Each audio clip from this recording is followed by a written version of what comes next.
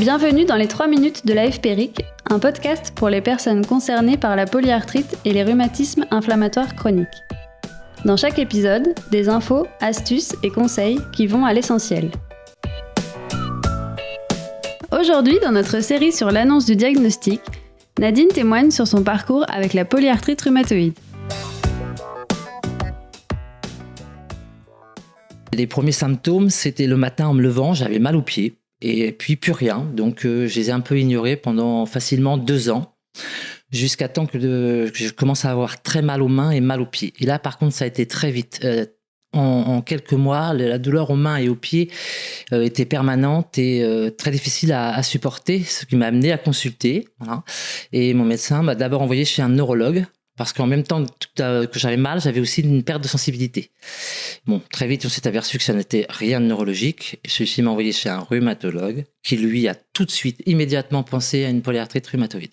Les images radio ou les échographies et également les prises de sang étaient sans aucun doute possibles sur le diagnostic. Donc j'avais bien une polyarthrite rhumatoïde. Quand il m'a donné les résultats, il a été assez cash en disant voilà, c'est une polyarthrite rhumatoïde, ça se soigne pas, vous avez une maladie à vie. Et quand j'ai posé la question, mais j'ai mal partout, est-ce que je vais pouvoir il m'a dit, vous savez, c'est compliqué, c'est des traitements lourds, et il faut aller au CHU parce que c'est des traitements qui se font que au CHU. Donc là, effectivement, je me suis vraiment effondré. C'était vraiment pour moi la fin du monde. J'avais une entreprise, j'avais du monde qui comptait sur moi. Je savais, j'arrivais déjà même plus à ce moment-là déjà à faire ce que j'avais à faire. Donc je me suis vraiment écroulé.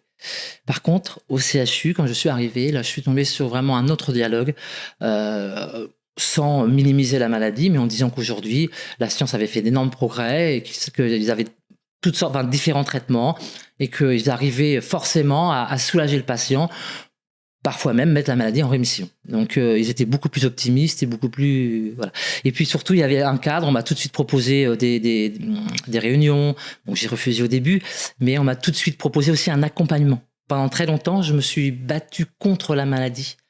Je n'acceptais pas, donc je me battais contre elle, ce qui était une grosse erreur parce que du coup j'étais en échec sur les traitements. Et puis un jour je suis allé à une réunion organisée par le CHU. Et là, j'ai rencontré d'autres patients, d'autres malades atteints de la même maladie, et notamment des gens qui faisaient partie de l'AFPRIC. Et leur témoignage a été un déclic pour moi, parce que ils m'ont fait comprendre qu'il fallait que j'apprenne à vivre avec cette maladie-là, parce que de toute façon, cette maladie-là, ça allait être mon nouveau compagnon de vie pendant très longtemps, puisque on ne sait pas la guérir, on sait juste la soulager. Donc de là, j'ai vraiment pris le contre-pied par rapport à ce que je faisais d'habitude. Et là, je me suis dit, maintenant, il faut que je réorganise toute ma vie.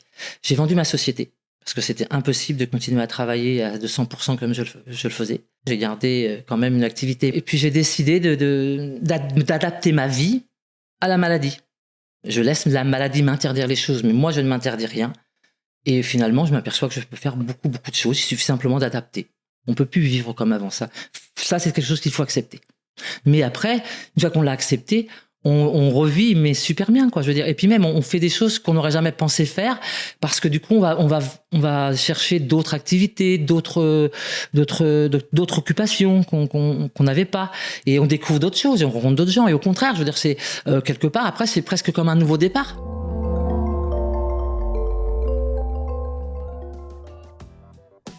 Merci Nadine pour ce témoignage. Nous remercions également le laboratoire Galapagos qui a apporté son soutien institutionnel à la réalisation de cet épisode. Ça vous a plu ? N'hésitez pas à vous abonner, liker et partager nos émissions.